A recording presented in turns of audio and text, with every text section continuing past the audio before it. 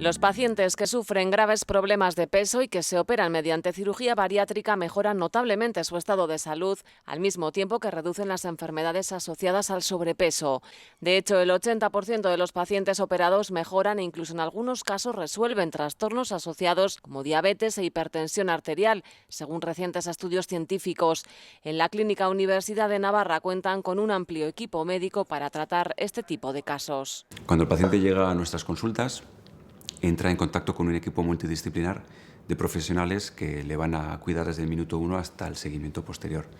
Y en ese equipo multidisciplinar estamos los cirujanos, están los nutricionistas, están las dietistas, están los anestesistas, están los médicos de endocrinología e internistas, en fin, un grupo numeroso de especialistas con una dilatada experiencia, con mucha formación académica y con unos resultados extraordinarios.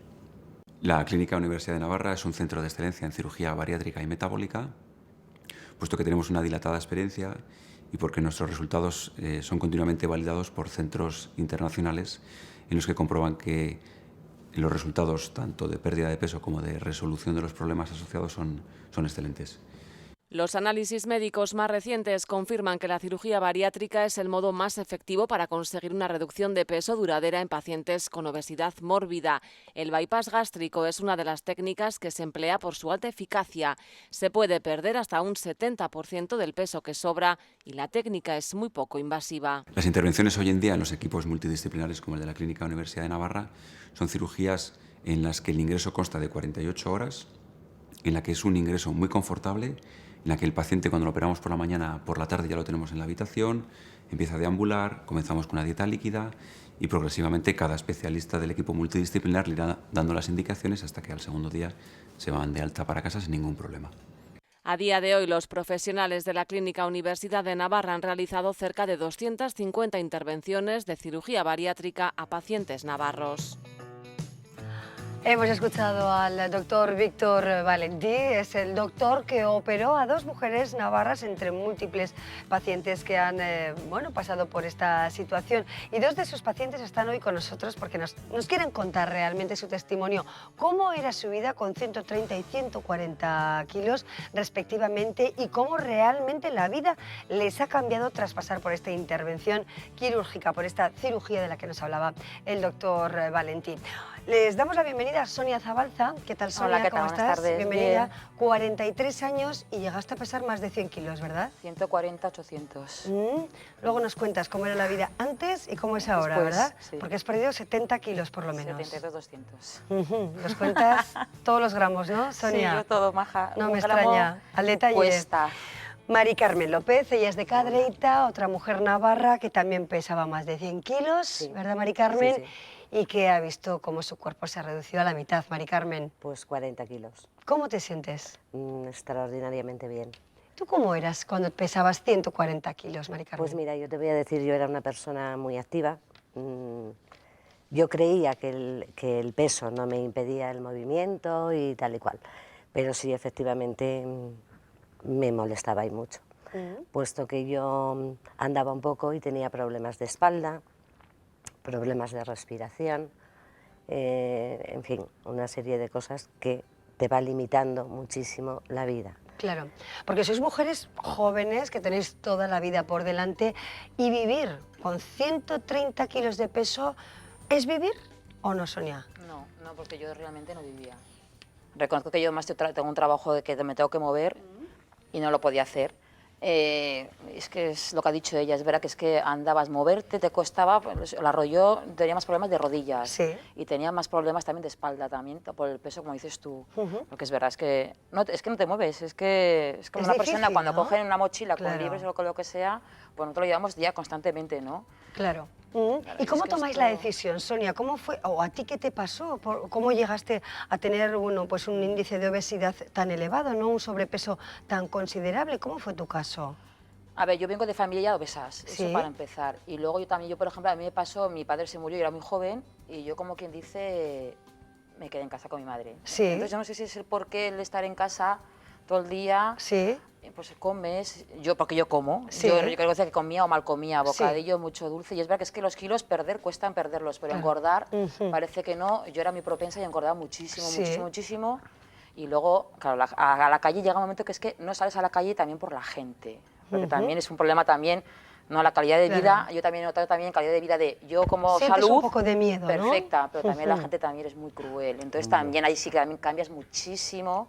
Yo no salía de casa, o sea, apenas Claro. salía, no compras, trabajo. Sí, porque podías someterte y claro, precisamente ¿y esto a en ese, casa qué haces? claro, a ese escarnio público, ¿no? Sí. De que te miren porque pesas Oh, mucho, es que no veas. porque te digan gordita o gorda, De ¿no? todo, sí. De todo. Entonces, claro, yo en casa, claro, es lo que dices, es que en casa, ¿qué haces? Sentada, yo no me movía, yo así como ella, yo Sí. me movía, en el trabajo sí, pero yo no era de moverme. Yo muchas veces la gente se ríe, es que yo veía la vía Besa y decía que se vaya, ya vendrá otra. O sea, que es que era así, o sea, no. Claro. Mari Carmen, cuéntanos, y en tu caso, ¿no? ¿Cómo llegas también a tener, bueno, pues un índice de obesidad tan elevado o una situación así? ¿Qué te lleva? ¿Tenías problemas de algún tipo? Bueno, ¿Tu metabolismo era yo difícil? te voy a explicar. Sí.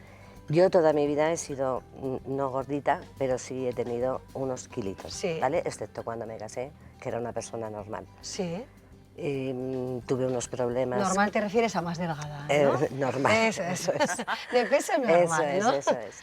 Entonces, tuve un mal parto y a partir de ese mal parto, con el próximo embarazo, empezó. Ajá. Empecé a engordar, sí engordé 30 kilos. Con la lactancia fui engordando. Entonces, bueno, llegó un momento en que dices, ya no puedo engordar más. Ya no puedo engordar más porque no tengo calidad de vida, no puedo menearme como yo quiero menearme. Claro. Y tiene que ser. Y así se decidió. Una toma de decisión pensada, seguro, y os encontráis, bueno, con este área de obesidad, poder decirlo de alguna manera, ¿verdad?, en el departamento o la sección de digestivo de la Clínica Universidad de Navarra. Y conocéis al doctor, por ponerlo en una escena, a doctor Víctor Valentí y todos los profesionales que os atienden. ¿Cómo tomáis la decisión de la operación y qué dificultades visteis a la hora de tomar esa decisión también para que, bueno, ayudéis a personas que puedan estar en este momento como vosotras, en esta situación y que, bueno, no se atreven a dar el paso, ¿no? ¿Con qué os encontráis? ¿Con qué equipo? ¿Cómo os convenció el doctor? Yo, por mi parte, voy a contarlo yo, pues yo me encontré con que me derivaron a la clínica universitaria. Yo hablé con el doctor Valentí, él vio pues igual mis ganas de, ¿vale? Con lo cual él, sin salir de allí, me propuso, ¿quieres una operación? Sí. Sí, rotundo, sí, sin pensarlo. Entonces me dijo, si quieres te doy ya fecha para la operación, la intervención. Eso bien, pasas antes por una serie de pruebas que te hacen, muchísimas, y sobre todo pasas por gente especializada en psiquiatría, te enseñan a comer los dietistas, etcétera, etcétera, Claro, que etcétera. es un Con lo cual equipo multidisciplinar, claro. es un proceso extraordinario, muy bueno, y profesionales, vamos, como la copa de un pino, porque... ¿Tu experiencia también similar, Sonia? No, a mí, yo tuve, como te expliqué, yo tomé pastillas famosas que adelgazantes y a mí me provocaron una enfermedad, tiroides. Yo he tenido 3 hipos y un hipertiroidismo, entonces a mí me lleva dietista el doctor Londriz, encantador, majísimo, se me ha jubilado, uy, qué pena, porque desde luego un profesional este hombre. Y fue el que me dijo para operarme, y a mí me da mucho miedo, porque claro, esas operaciones tan graves que ya sabes, ¿no? Pues se oye, y no me atreví. Lo que pasa es que, claro, llega un momento que es que o te operas, porque claro, pierdes 5 kilos, engordas 10 y así no puede ser. Es lo que dice ella, es que no, estos cuerpos no puedes vivir porque no se puede. Y entonces sí que fueron ellos, o sea, yo mi dietista de Londres me mandaron a la universitaria, majísimos, o sea, tanto Patricia como Laura, el doctor Valentí, Javier, bueno, todos, como dice ella, psicólogos, porque claro, es que esto es todo cabeza. Exacto. Las pruebas que te hacen, es que yo fui tan segura a la operación y la gente, ¿no tienes miedo? Porque, ojo, está pero que no, de verdad, voy tan segura, yo fui, dormí perfectamente la noche anterior, yo fui muy tranquila porque dije, es que, ¿sabéis? Me han mirado hasta el último pelo de la cabeza, unas máquinas rarísimas, ¿verdad? Bueno, confiasteis plenamente, ¿no? En todo lo que ofrecía Es que te hacen equipo. hasta la prueba del sueño, apneas, todo, Claro. o sea, ingresas unos días antes de la operación, te quedas una noche allí, te hacen las pruebas de apneas, de sueño. O sea, quiero decir que cuando tú vas a la operación vas tan concienciada de que todo va a salir bien, que evidentemente... Mari Carmen y Sonia, entiendo que si vosotros veis ahora, ¿no? Lo comentábamos fuera de antena, a niños, por ejemplo, que claramente se ve que no tienen hábitos saludables, niños que ya comienzan bueno, a mostrar signos de obesidad, o personas que quizá también están como estuvisteis vosotras. ¿Qué pensamientos os llegan a la cabeza, no, Mari Pues Carmen y Sonia? A mí me da mucha pena porque yo lo he vivido en mi carne y yo he visto, o sea, porque tú vas andando por la calle y sí que a lo mejor no se atreven a decirte nada, pero sí que te miran, ¿vale? Sonia. Y el codazo. Exacto. Sí, es pena, porque es que ese niño, el futuro que tiene ese niño es lo que me va a pasar a mí, o a base de régimen toda la vida, a base de régimen, o siempre va a estar destacado, ¿no? Claro. ¿Lo recomendaríais absolutamente? Es que yo cuando voy al dietista que aún sigo, porque te siguen, Sí. lo bueno es que antes te miran y después de la operación también, a mí desde luego me siguen Sí. mirando, me siguen visitando, y yo cuando veo a otras personas y las chicas y me suelen preguntar, pero tú estás aquí delgado, no, es que yo estaba como tú, pero yo me he operado, opérate, no tengas miedo porque es fácil, o sea, fácil.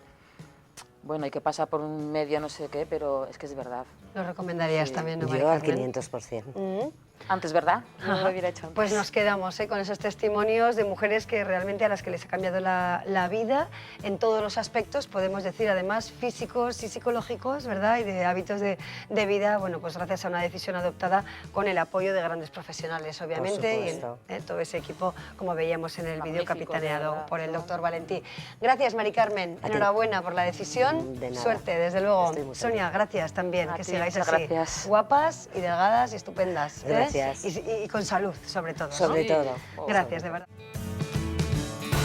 Abrimos el programa y también con la sonrisa de nuestro primer invitado, el director de cine Jaume Rosales. Jaime Rosales nos acompaña hoy, ha estado esta mañana con alumnos de comunicación audiovisual de la Universidad de Navarra hablando de cine, que es lo suyo, ¿no? Autor de La soledad, Tiro en la cabeza, Hermosa juventud y Sombra y silencio, entre otras películas.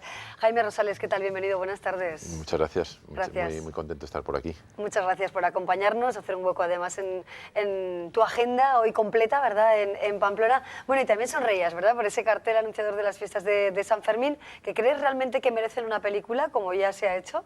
Bueno, el cartel me ha parecido muy bonito. No sé si se puede hacer una película. Dicen que el cine y los toros van enemistados, igual que el cine y el fútbol, mientras que en cambio el cine y el boxeo suelen ir bien, ¿no? Hay muchas películas que se han hecho sobre el boxeo. Dicen que, bueno, hay una leyenda maldita que el cine y el toro va mal, pero vamos, el cartel es muy bonito y, Sí. y enhorabuena a los diseñadores, a los chavales, a todo el mundo. Sí, ha sido curioso, desde luego, el proceso y el resultado final en esta ocasión. Bueno, ¿y cómo ha sido ese encuentro con los alumnos de periodismo, de comunicación audiovisual, con La soledad, película ganadora de 3 Goya en el año 2007? ¿Cómo ha sido el encuentro? ¿Qué sensaciones te quedan de los futuros periodistas y amantes del cine? He tenido el encuentro con bastantes estudiantes de guión, algunos futuros periodistas también, y la verdad es que están muy a gusto, han hecho preguntas muy interesantes, por lo menos a mí me lo han parecido. Creo que la verdad es que todo lo que es el máster y también la universidad está muy bien organizada. Me ha impresionado mucho ver, pues no sé, el nivel de la universidad y del profesorado y del alumnado. O sea que realmente muy contento, muy a gusto, como digo, y espero que les haya sido también útiles a ellos. Bueno, encuentro con jóvenes y la juventud como uno de los temas que siempre te ha interesado, o al menos en esta película, en La soledad, esa situación, ¿no?, de la juventud en nuestro país, a veces acomodada, a veces o muchas veces sin posibilidades de futuro y con necesidad de cambio, ¿no? Es el tema realmente que aborda esta película. Bueno, el tema de la juventud es Hermosa juventud, Hermosa que era juventud. mi última película. Sí, Lo que pasa es que exacto. hoy, esta tarde, pasamos La soledad, porque es Eso como es. dentro de lo que es más una retrospectiva. Pero sí, en Hermosa juventud me interesaba un poco pues conocer el mundo de la gente joven, cómo se relacionan, qué diferentes son de mi época. Para mí el cine pues, es una herramienta de conocimiento, de acercarme a un tema, y en este caso me interesaba mucho el tema de los jóvenes. Luego pues, se convierte también en una herramienta de comunicación, ¿no?, para transmitir pues, unas inquietudes, como pues, me parece que el momento actual es particularmente difícil para ellos, ¿no?, para conseguir trabajo. Y entonces, pues sí, es una película que para mí ha sido importante y he aprendido mucho haciéndola. Tener cuidado. Entre los temas que eliges llama la atención, bueno, también por el lenguaje, ¿no?, que utilizas, Jaime, pero entre los temas, bueno, las dificultades de comunicación, el universo familiar, bueno, pues la complejidad también de la vida cotidiana, la violencia. ¿Por qué son estos los temas los que más has recalado hasta el momento?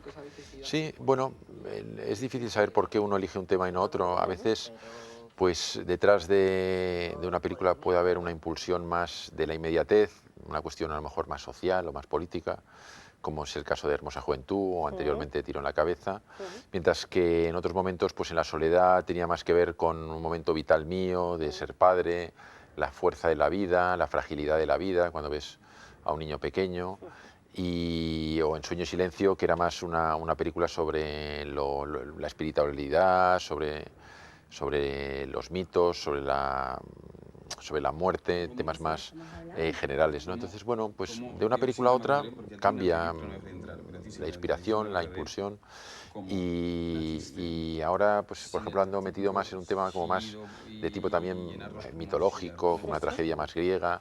Ya veremos, no sé, a veces es una cosa, a veces otra. La cotidianidad siempre me ha llamado mucho la atención, porque me parece que sirve mucho de contraste con la violencia. Entonces, contrastar la violencia y la cotidianidad es verdad que es una característica de mis películas que me parece recurrente, pero sí, por ahí van las cosas. Bueno, leyendo algunas entrevistas que te han hecho otros colegas, yo sé que en más de una ocasión te han preguntado acerca de los rodajes, ¿no? Y hay quien ha comentado o te ha preguntado en más de una ocasión si eres muy duro en los rodajes o si realmente trabajas de forma diferente con las actrices que con los actores. ¿Qué hay de esto? Es verdad que me preguntan mucho eso, de esa diferencia entre cómo trabajo con los hombres y con las mujeres. Sale mucho a relucir en las... Sí, es verdad, probablemente trabaje... me parece que los hombres están más enfocados a la acción y me interesa generalmente los efectos o las causas detrás de una acción provocada por un hombre, mientras que en las mujeres me interesa más la emoción o cómo reciben esos efectos, ¿no? Y entonces el trabajo emocional es más complejo, generalmente. También me parece que las mujeres me interesan más, me parecen seres más complejos, más inteligentes, más sensibles. Los hombres somos unos zoquetes, es que no hay por dónde cogerlo, ¿no? Entonces me parece que en mis películas, cuando hay una protagonista o un peso más en la mujer, suele ser a través del camino de la emoción, de la profundidad, del matiz, ¿no? Y en los hombres generalmente es más una acción y en muchos casos una acción violenta.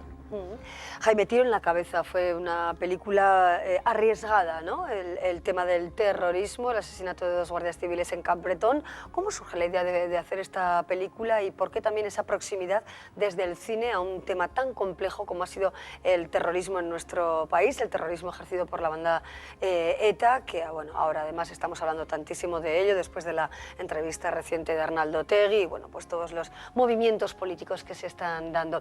¿Cómo surge esta iniciativa y qué bueno, parte de necesidad también tienes como cineasta de mostrar esta parte de la sociedad, esta parte trágica, ¿no?, de nuestra sociedad en la que nos vemos todos de alguna manera inmersos y muy especialmente en el País Vasco y en Navarra? ¿Por qué?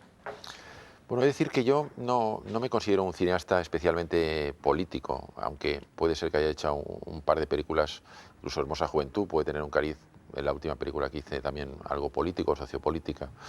En aquel caso fue como un chispazo, me parece que lo que ocurrió en Campbretón me dio a mí la visión de que todo un proceso que había tenido, digamos, un proceso violento, un proceso complejo, para mí llegaba a un punto de inflexión, ¿no? Me parecía que había llegado a un cambio de dirección, que ese cambio de dirección iba ya a ocurrir inexorablemente y iba a ser para bien, y me apetecía hacer una película en la que contribuyese a ese cambio de percepción, ¿no? Y entonces me metí pues sin pensarlo demasiado, la verdad, ni pensando mucho en las consecuencias, y me metí a hacer una película que había un riesgo temático, pero sobre todo había un riesgo también formal muy fuerte.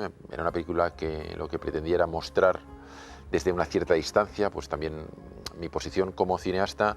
Yo soy catalán, entonces el catalán en la cuestión del terrorismo vasco tenía una posición particular, quiero decir que no es en Cataluña somos sensibles a la cuestión nacionalista, pero no hemos sufrido el terrorismo, pero entonces nuestra mirada es particular, no es exactamente lo que puede aportar un vasco o un navarro, ni tampoco a lo mejor la visión que tiene el ultranacionalista de Madrid, ¿no? Entonces me parecía que esa mirada podía aportar algo, que era una mirada desde la distancia, y luego lo que intentaba era aportar esa reflexión sobre ese proceso que yo tenía la sensación de que estaba cambiando y que era muy importante acometer ese cambio, que luego, pues la verdad es que afortunadamente los hechos han sido así y hoy en día podemos hablar de una situación en la que ya no hay terrorismo de ese estilo, ¿no? ¿Y la elección de Jon Arretxe para participar en la película?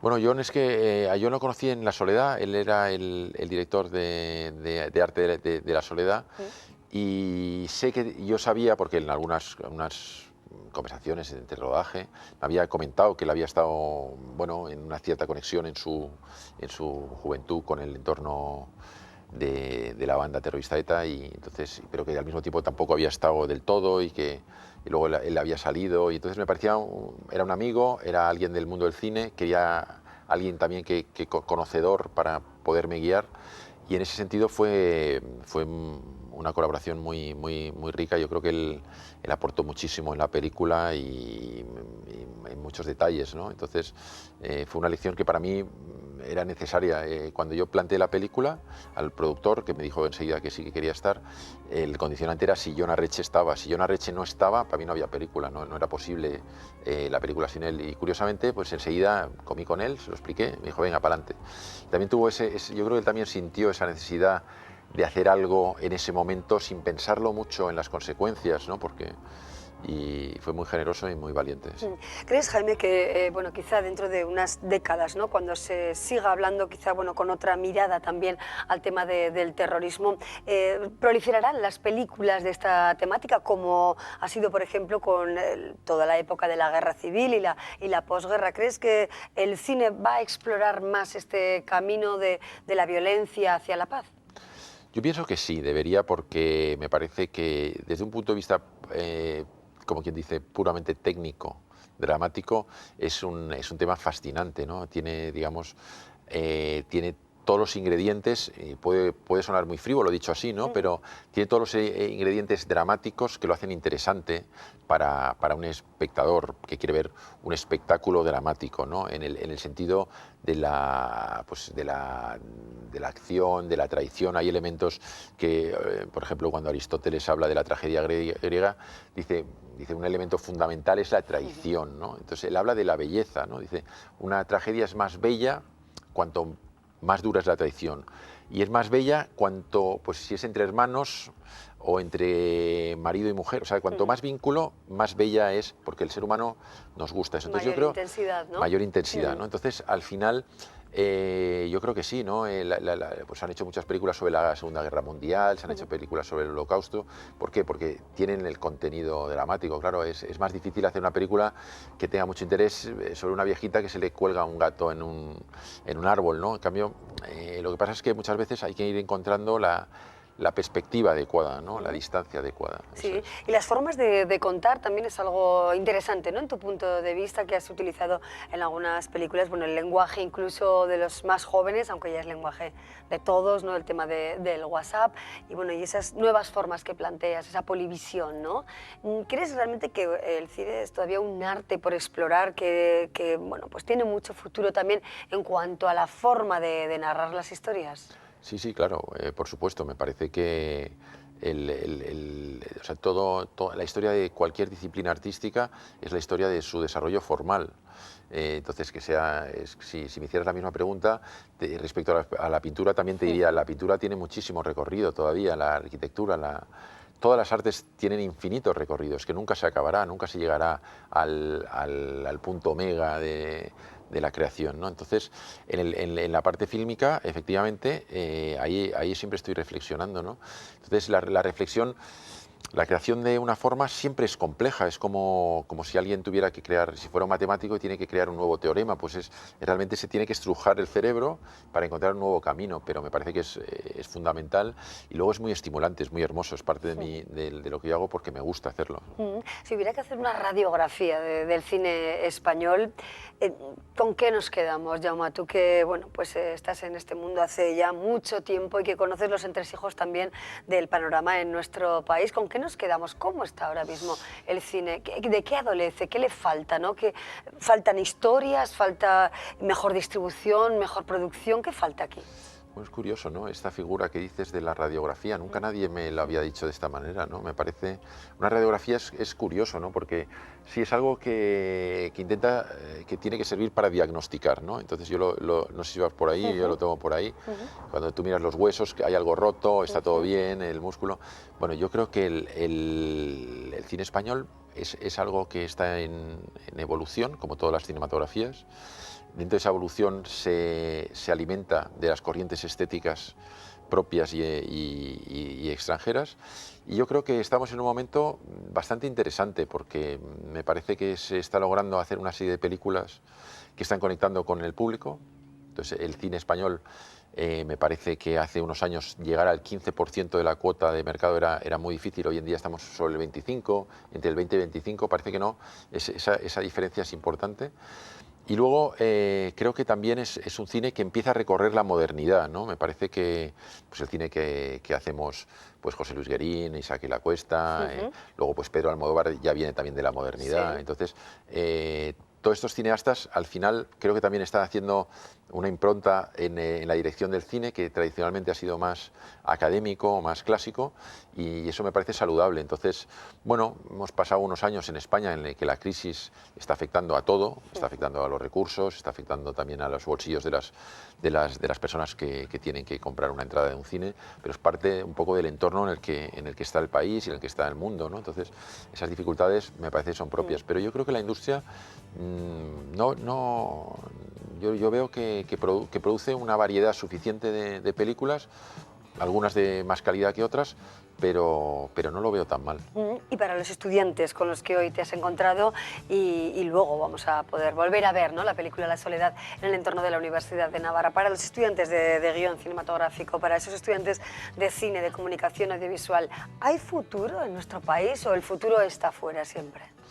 No, yo pienso que, a ver, el futuro me parece tan complejo fuera como dentro, porque me parece que vamos hacia un futuro en el que va a haber un cambio de la manera de hacer todo que tiene que ver con la tecnología. Entonces, en realidad, sí que es verdad que la contingencia española ha sido un poco peor que en otros países, entonces ha habido inmigración hacia Alemania porque ha habido más empleo, pero en realidad yo creo que hay algo que está cambiando muy profundamente que afecta a la tecnología. Entonces la tecnología en realidad resuelve muchas tareas que son fastidiosas, pero al mismo tiempo también destruye mucho empleo. Porque claro,